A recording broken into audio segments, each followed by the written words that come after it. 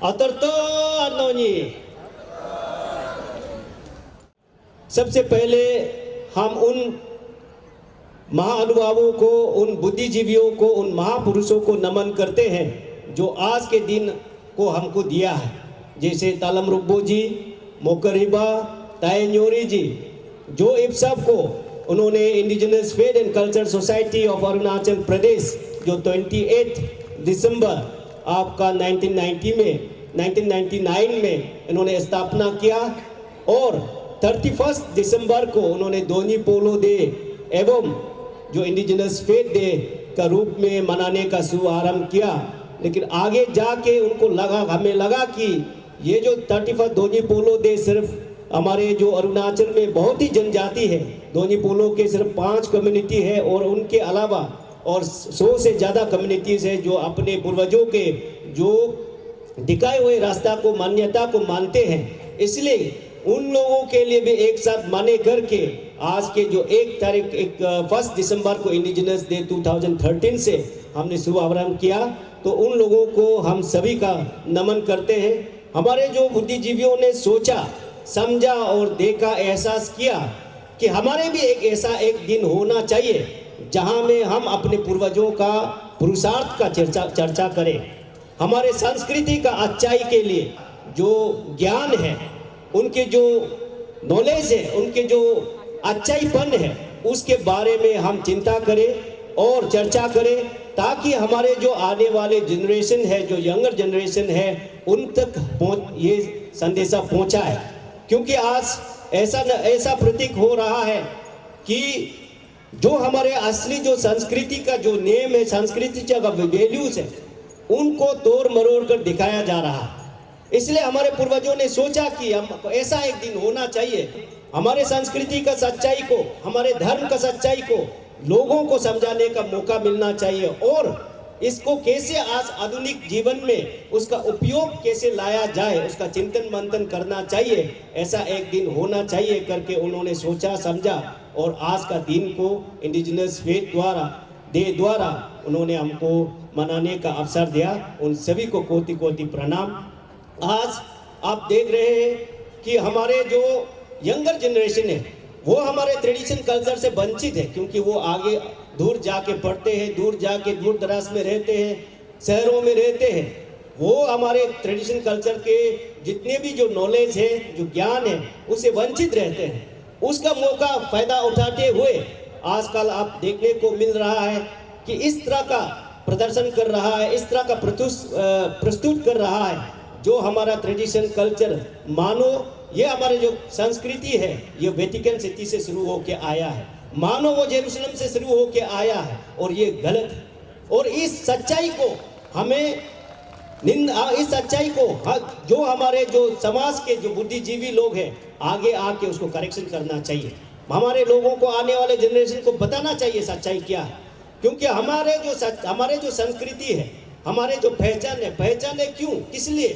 क्योंकि हमारे जो जीवन और मृत्यु, जो हमारे जन्म और मृत्यु के जो संस्कार है, हमारे जो शादी ब्याह का जो संस्कार है, हमारे जो गृह प्रवेशी का जो संस्कार, जो परंपरा है, हमारे जो फेस्टिवल सबसे जुदा है।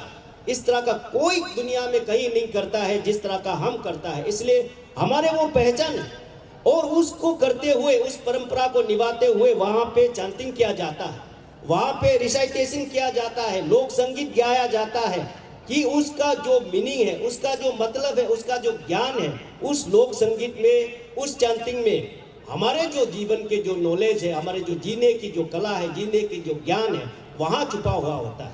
तो वो गीत को, वो लोक संगीत को आज तोड़ मरोड़ के प्रस्तुत किया जाता है। उस सभी को हम सभी ने निंदा करना चाहिए। तो आज जो मॉडर्निटी का मतलब ये नहीं है कि आप पुराना जो परंपरा है उसको आपको त्याग देना चाहिए। मॉडर्निटी का ये मतलब नहीं है कि आप पुराना संस्कार को आप निंदा करना चाहिए। आपको संवैधानिक अधिकार है, आपको धर्म, किसी भी धर्म को आपको अपनाने का, लेकिन ये संवैधानिक अपराध है कि आप किसी भी धर्म के, किसी भी जाति के, किसी भी संस्कार के आप मजाक ना उड़ाएं, किसी भी संस्कार का आप छेड़छाड़ ना करें। ये संवैधानिक अपराध है और इस चीज़ को हमको बढ़ चढ़ कर आगे आके इस चीज़ को करेक्शन करना चाहिए। तो जो मॉडर्निटी का मतलब ये नहीं कि हमको उसको त्यागना चाहिए। मॉडर्निटी का मतलब ये है कि हमारे जो पुराना परंपरा है, पुराना जो ट्रेडिशन है, कल्चर है, उसको किस तरह से इम्प्रोवाइज किया जाए, किस तरह से आज के जो मॉडर्न युग में इम्प्रोवाइज करके लाया जाए, यही मॉडर्नाइजेशन का असली मतलब है। जैसे आप देखिए हमारे जो पूर्वजों का जो खाता है पीता है, हम क्या से खाता पीता था, हमने बम्बू में हमारे पानी बुका करता था, हम पेड़ के काल को निकाल के उसमें हम खाना खाया करता था, आग के हम पत्थर को रगड़ के आग निकाला करता था। लेकिन उसको इम्प्रोवाइजेशन कैसे किया, हमारे जो सुविधा अनुसार उसको इम्प्रोवाइजेशन किया। आज आप देखिए हम हमारे प्लेट में थाली बर्तन में खाते हैं, लाइटर जलाते हैं, लेकिन क्या हमने बदला है? क्या उसको आग को बदला है? नहीं, आग वही का वही है, पानी वही का वही है, खाना वही का वही है, लेकिन हमने क्या उसको सुविधा अनुसार उसको बदला है, जो सिस्टम को बदला है। तो ठीक उसी तरह हमारे जो मान्यता है, हमारी जो संस्कृति है, उसको भी हम अपना एसेंस को रखते हुए, उसका सार को रखते हुए हमको कुछ नेम का, कुछ आज के मॉडर्न युग में बदलाव होना चाहिए, बदलाव करना चाहिए। और यही बदलाव करना चाहिए, यही जो है हमारे जो पढ़ा लिखा लोगों का यही कर्तव्य है। जो इसको कौन आग रिफॉर्मेशन करेगा? ये रिफॉर्मेशन करने के लिए पढ़ा लिखा जो हमारे समाज का बुद्धिजीवी लोग, समाज का युवा लोग, उसको रिफॉर्मेशन में लाना चाहिए। लेकिन हम क्या कर रहा है, क्या देख रहा है? हमारे जो समाज का बुद्धिजीवी लोग हैं, समाज का पढ़ा लिखा लोग हैं, वो दूसरा धर्म में जाता है और अपना ही संस्कृति को गाली दे के बैठता है, अपना ही संस्कृति को, अपना ही धर्म को निंदा करके बैठता है। ये गलत है। आप किसी भी संस्कृति को, किसी भी धर्म को आप देखिए, उसका रिफॉर्मेशन को किसने किया? उसका रिफॉर्मेशन को पढ़ा लिखा वालों ने किया। उस समाज का जो पढ़ा लिखा है, उस समाज का जो बुद्धिजीवी है, उस समाज का युवा है, उन्होंने रिफॉर्मेशन किया। अब बाइबल को जीसस क्राइस्ट ने नहीं लिखा, बाइबल को लिखा है मोसेस ने, वो भी हिब्रू भाषा में लिखा। फिर वहाँ के समाज ने सोचा समझा कि इसको ये बहुत अच्छा चीज़ है, उसको लोगों को पहुँचाना चाहिए।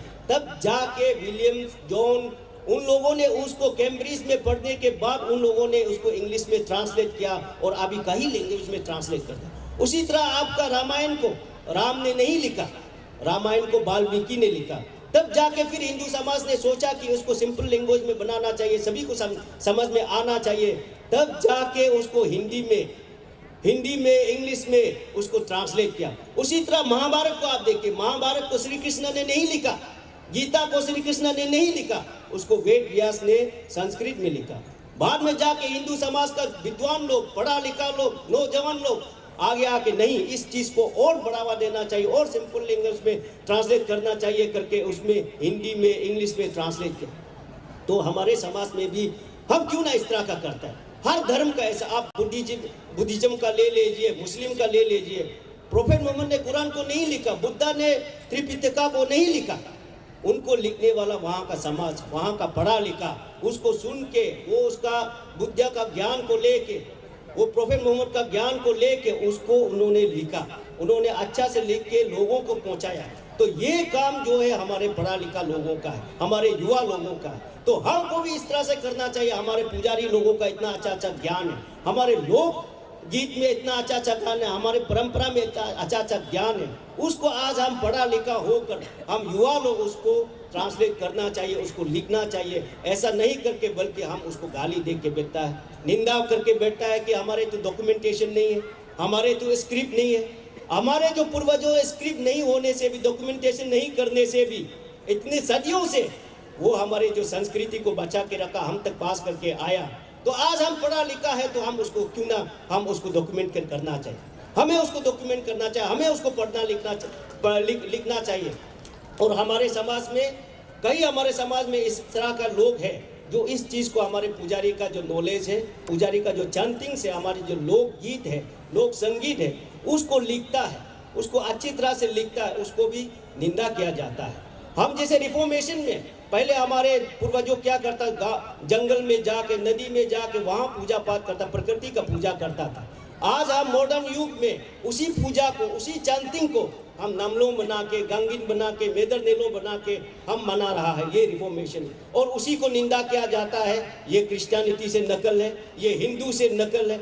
हम नकल नहीं कर रहा है, हम बल्कि आपको आईना दिखा रहा है। हम ये साबित कर रहा है कि हम भी अपना पुजारी का चैंटिंग्स को हम लिख के, अपना लोक संगीत को लिख के हम भी फेलोशिप जैसा गा सकता है, हम भी कीर्तन भजन जैसा गा सकता है। आपको साबित कर रहा है कि उसके लिए हमको धर्म बदलने का कोई आवश्यकता नहीं है। हम भी अपना धर्म को हम भी पढ़ सकता है, हम भी उसको एक ग्रंथ में बना सकता है। हम ये साबित दिखा रहा है, ये कोई हम नकल नहीं कर रहा। हमें लगता है कि हमारे लोगों को, हमारे बोले वाले लोगों को गुमराह किया जा रहा है। आप देखिए, गुमराह हमको लोग अच्छा जिंदगी जीने का, वो बीमार मुक्त जिंदगी जीने का गुमराह किया जा रहा है। आप देखिए, विद्वानों ने कहा है कि Jesus Christ is the representation of peace and love. Sri Krishna is the representation of happiness and the joy, and Buddha is the representation of calm and compassion. तो आज लेकिन हम खास कर, और ये सच सही है बात है, जो विद्वान जो कहता है वो तपस्या करके कहता है, वो तप करके साधना करके कहता है, वो सही है।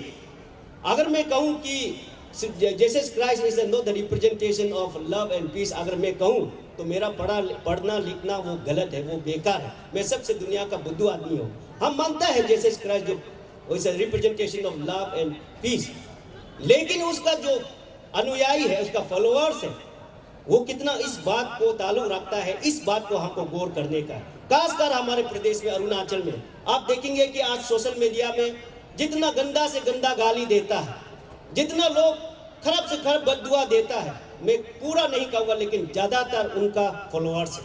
ये चीज़ आपको मानना पड़ेगा। इस चीज़ को मुझे कह रहा है कि गाली दे सकता है, ट्रोल कर सकता है, लेकिन ये सच्चाई है। तो कहाँ का पीस, कहाँ का लव, ये हमको सोचने, ये हमको थोड़ा सा, हर धर्म जो भी उस धर्म को मान रहा है, जो भी उसको फॉलो कर रहा है, हमें थोड़ा गौर करने का बात है। तो और हमारे जो परंपरा है, कितना हमारे सुंदर परंपरा है, हमारे जो संस्कृति है, हमारे जो पूर्वजों ने सिखाया। हम मरने के बाद भी, हजारों साल मरने के बाद भी हम हमारे पूर्वजों को पूजा करता है। हम हमारे माता पिता जो पूर्वजों उसको पूजा करता है। आप यकीन कीजिए, हमारे निसी कम्युनिटी में क्या होता है, हम रामलो आरम बोलता है। जब हम यो रामलो यूलो करता है, पूजा करता है, तो वो पूजा जो है कुछ क्षण के लिए अनकॉन्शियस होता है। जब अनकॉन्शियस समय में वो हमारे दादाजी का, वो हमारे परदादा का, मेरा माता पिताजी जो मर गया, उसके आवाज़ में वो आके वो पुजारी बात करता है हमसे। अगर हम कुछ गलत किया है, वो हमको आगाह करता है, कुछ अच्छा किया है, वो हमको प्रोत्साहन देता है। कितना अच्छा हमारी जो संस्कृति है, मरने के बाद भी, और उसी को ही शैतान का उपाधि दिया जाता है। जो हमारे पूर्वजों को जो हम पूजा करता है, उसको किस लिए पूजा करना है, उसको शैतान का उपाधि दिया जाता है, जैसे कि वो नहीं मरेगा। हर कोई मरना है, क्या हर कोई मरने वाला शैतान बनेगा? नहीं। हम लोग का, अगर आप मानिए कि हम जो है हमारे जो बेटा बेटी है, हमारे जो पति पत्नी है, इसको इतना अच्छा से प्यार करता है, अगर मरने के बाद मैं चाहूँ कि उसको थोड़ा बात करे, उसके साथ में कुछ उनको मिले, कुछ आशीर्वाद दे, तो उसे हमको गाली देगा, शैतान कहेगा, भगाएगा, आप कितना दुख हो। तो ये हमारी परंपरा है, ये हमारे परंपरा, हमारे पूर्वजों को हम पूजा करता है, और उसी परंपरा को नकार रहा है, उसी परंपरा को नफरत कर रहा है, ये गुमराह किया जा रहा है। और आप देखिए, ये शांति और जो प्यार का, प्रेम का जो बात है, आप जो हिंदुस्तान, भारत एक ऐसा देश है जहाँ में सभी दुनिया का जितना भी धर्म है, जितना भी धर्म मानने वाला, आप रिसर्च करके देखिए, जितना भी धर्म मानने वाला, दुनिया में धर्म मानने वाला, ये भारत देश में रहता है। भारत ऐसा देश है, सभी धर्म को वो अपनाता है। जहाँ तक कि जोरेस्ट्रियन, जो अपने ओरिजिन, जो अफगानिस्तान से ओरिजिन करता है, वहाँ वो खत्म होने का कगार पर है, लेकिन वो भारत में फल फूल रहा है। हम सभी धर्म को मानता है। इसलिए आप देखेंगे कि हमारे अरुणाचल में हमने पहले देखा था कि 37 में विश्वकर्मा पूजा हो, दुर्गा पूजा, दशहरा हो, हम बढ़ चढ़ कर उसका पार्टिसिपेट करता था। हम उसके साथ में गीत गाता था, उसके साथ में प्रसाद खाता था, विसर्जन में नाचता था, गाता था। लेकिन आज आप देखिए कहाँ है, गिने चुने सिर्फ आप दिखाई देता है विश्वकर्मा, गिने चुने आप दशहरा मना। ये क्यों, किस लिए कम हो रहा है? उसको नफरत खिलाया जा रहा है। मूर्ति क्यों पूजा करना है, प्रसाद क्यों खाना है, ये नफरत बढ़ा जा रहा है। इतना इरिटेशन बढ़ा जा रहा है कि उसका नचने तक को, ढोल बजाने तक को वो नफरत करता है। उसको नफरत करते करते अभी अपना जो इंडिजिनस का जो फेस्टिवल है, उसको भी नफरत कर रहा है। तो ये सब चीज को हम नहीं कहता है कि आपका धर्म खराब है, ये है, नहीं बोलता, लेकिन ये जो मानसिकता जो मानसिकता है, आप मानिए कोई भी धर्म को मानिए, लेकिन इस तरह का गुमराह करना, इस तरह का आपको गुमराह करके लोगों को उसको मनवाना, ये गलत। डरा के आप उसको बहला के फुसला के आप किसी का धर्म को खत्म करना, वो गलत।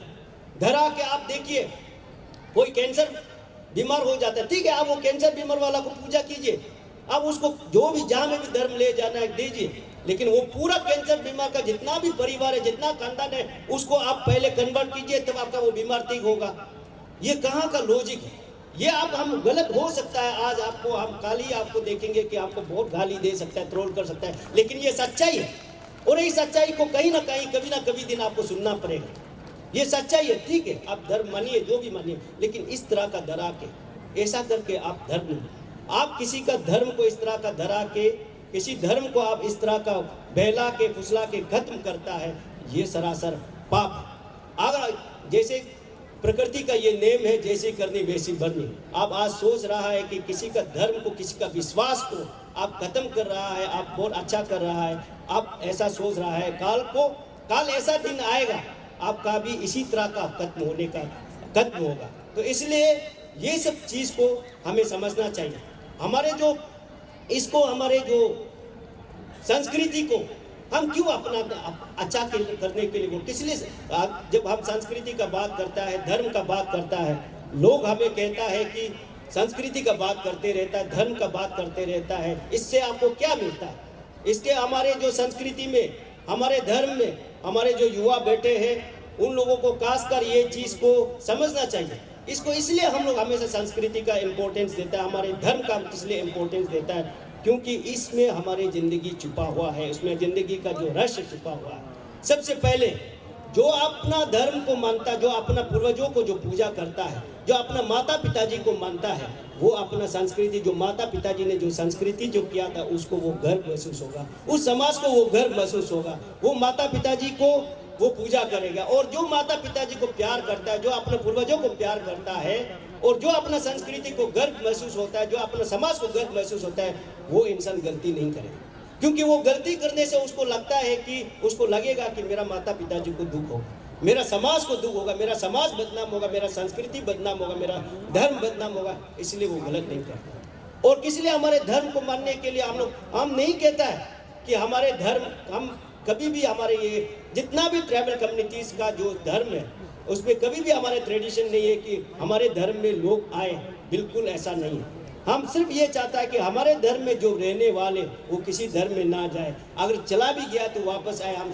हम ये नहीं चाहता है कि बुद्धिस्ट को मानने वाला है दोन्ही पोलो को माने, हम ये नहीं चाहता है कि दोन्ही पोलो को मानने वाले रंगफरा को माने, ये हमारे ट्राइबल का ट्रेडिशन नहीं है। हम लेकिन जो मान के आ रहा है आप उसी को मानिए, ये हमारे ट्रेडिशन है। क्योंकि किस लिए हमारे जो ये मेरा धर्म को मानना चाहिए, मेरा धर्म ज़्यादा होना चाहिए, ये कब आता है? क्या ज़रूरत है किसी धर्म ज़्यादा होने का? क्या कैंपेन करने का क्या ज़रूरत है? क्योंकि उसको मेजोरिटी चाहिए। और मेजोरिटी किस लिए? मेजोरिटी होने से पावर होता है, पावर होने से किस लिए? शासन होता है। धर्म जो है शासन का बात नहीं है, धर्म जो है सेवा का, धर्म को सेवा का रूप में देखना चाहिए, धर्म को शासन का रूप में नहीं देखना चाहिए। और इसलिए हम हमारे जो धर्म के, हमारे जो संस्कृति को मानने के लिए बोलते, क्योंकि हमारे जो धर्म है वो पुरातन है और सनातन है। पुरातन क्यों? कि जितना भी आप दुनिया में जो धर्म है वो प्रकृति का पुजारी रह चुका है, वो प्रकृति का पूजा करके आया वाला है, वो प्रकृति का जितना भी आप देखिए, जितना भी धर्म है प्रकृति का पूजा करके आया वाला है। इसलिए हमारे धर्म जो है पुरातन है। सनातन क्यों है? क्योंकि हमारे जो धर्म जो है वो सत्य है, हमारे जो पूजा जो है वो सत्य है। आप जो धरती को हम पूजा करता है, वहाँ से अनाज उगता है, हम खाता है, उसको कोई जुटलाने नहीं सकेगा। पानी हमको प्यास बुझाता है, हवा हमको सांस देता है, सूरज हमको रोशनी दे के जीवन देता है, उसको कोई भी जुटलाने नहीं सकेगा। ये सच्चाई है, इसलिए ये सत्य है, इसलिए हम सनातन धर्म। और हमारे धर्म आज जो क्लाइमेट कंडीशन, क्लाइमेट चेंज को लेके पूरे दुनिया उसमें मतापशी करके इतना करोड़ों रुपया, इतना अरब रुपया खर्च कर रहा है, जबकि हम जो हमारे ट्राइबल्स जो है हम प्रकृति का पूजा करता है। हमारे जो प्रकृति का जो पूजा सिस्टम है उसको सुचारू रूप से सिस्टमेटिक से अगर करेंगे तो ये क्लाइमेटिक चेंज का पॉलिसी हमको बनाने का ज़रूरत नहीं है। इसलिए ये हमारे जो प्रकृति जो पुजारी है वो सबसे सर्वश्रेष्ठ है। इसलिए इस चीज़ को जो हमारे ही है इसको हम हमेशा हमारे जो सरकार को हम गुजारिश करता है कि इसको बचाइए, इसके लिए कीजिए। और ऐसा बात नहीं है कि सरकार ने नहीं किया है, बिल्कुल किया है। खासकर जब से हमारे जो पेमा खांडू जी के सरकार जो आया तब से हमारे जो इंडिजिनस डिपार्टमेंट खुला, हमारे पुजारी लोगों का ऑनोरेरियम दिया। उसको हमारे अच्छे तबा तदर अच्छा से मालूम है कि पुजारी लोगों के साथ में कितना झगड़ने के बाद, कितना मीटिंग करने के बाद में, सीरीज ऑफ मीटिंग करने के बाद उन्होंने बहुत तकलीफ करने के बाद में पुजारी लोगों का ऑनोरेरियम दिया। फिर हमारे डिस्ट्रिक्ट में जो कल्चरल सेंटर्स है, प्रेयर सेंटर्स है, उनका उन्होंने दिया। और जैसे हमारे गुरुकुल आप देखिए, गुरुकुल का जो इंफ्रास्ट्रक्चर के लिए दिया। लेकिन जो मूल्य बात है, जो मेन इशू है, उसको नहीं कर रहा है। ये हमारे लिए दुख है। जो खासकर Arunachal Pradesh freedom of religious act, ये चीज को नहीं कर रहा है, नहीं कर रहा है। हम मानते हैं कि हमारे मुख्यमंत्री सबसे प्रिय नेता है और हम विश्वास भी करते हैं।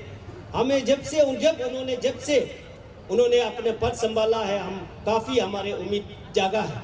क्योंकि सच में आप सभी लोग मानेंगे कि ऐसा नेता हम पहले बार देखा है जो सच में सभी नेता से परे है, जो बोलता है वो करता है और जो लोगों का कल्याण के लिए, अपना प्रदेश का कल्याण के लिए वो कठोर निर्णय भी लेता है।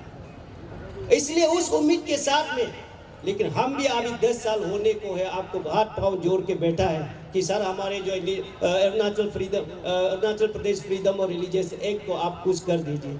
लेकिन अभी 10 साल होने को है, लेकिन हमको अभी तक ये देखने को नहीं है। तो ये बहुत दुख है इस बात को लेकर, लेकिन हम उम्मीद नहीं छोड़ा है सर।